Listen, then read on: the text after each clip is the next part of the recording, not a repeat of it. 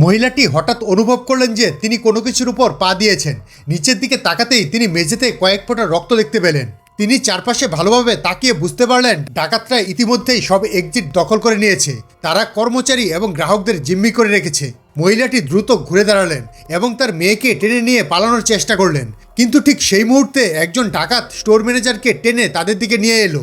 মহিলাটি দ্রুত তার মেয়েকে একটি শেলফের নিচে লুকিয়ে রাখলেন এবং নিজেও কাছেই কোথাও লুকিয়ে নজর রাখতে লাগলেন। তার ভয়াবহ অভিজ্ঞতায় তিনি দেখলেন ডাকাতটি ম্যানেজারকে মারধর শুরু করেছে। মেয়েটি এতটাই ভয় পেয়েছিল যে সে কাঁপতে শুরু করলো।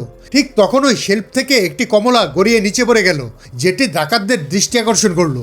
মহিলাটি যখন দেখলেন একজন ডাকাত বন্দুক উঁচিয়ে তার মেয়ের লুকানোর জায়গার দিকে এগিয়ে আসছে, তিনি দ্রুত একটি ক্যান তুলে মেঝেতে ছুঁড়ে মারলেন, যাতে করে তার দৃষ্টি অন্যদিকে যায়। ডাকাতটি সঙ্গে সঙ্গে তার বন্দুক মহিলাটির দিকে ঘুরিয়ে তার দিকে এগিয়ে আসতে শুরু করলো। তার অন্ধ জায়গাকে কাজে লাগিয়ে মহিলাটি একটি বোতল তুলে তার দিকে ছুঁড়ে মারলেন।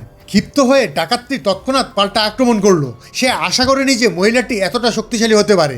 ধস্তাধস্তির এক পর্যায়ে মহিলাটি ডাকাতটির উরুতে ছুরি দিয়ে আঘাত করলেন। তিনি দ্রুত মেঝেতে পড়ে থাকা বন্দুকটি তুলতে চেষ্টা করলেন, কিন্তু ডাকাতটিও সেটির দিকে এগিয়ে গেল। দুজন আবার লড়াই করতে শুরু করলেন, আর মেয়েটি ভয়ে ভয়ে শেল্পের নিচ থেকে সবকিছু দেখছিল। এই অরাজকতার মধ্যে মহিলাটি ট্রিগার টেনে ডাকাতটিকে গুলি করলেন। ঠিক তখন ওই মেয়েটি আরেকজন ডাকাতকে আসতে দেখে দ্রুত তার মাকে সতর্ক করলো। মহিলা বন্দুক উঁচিয়ে তার দিকে তাক করলেন, যা এক উত্তেজনাকর পরিস্থিতির সৃষ্টি করলো। ঠিক সেই মুহূর্তে বাইরে পুলিশের সাইরেন বেজে উঠল। ভিতর ডাকাতটি পালিয়ে গেল, আর মহিলাটি আহত ডাকাতটির মুখোশ টেনে খুলে ফেললেন।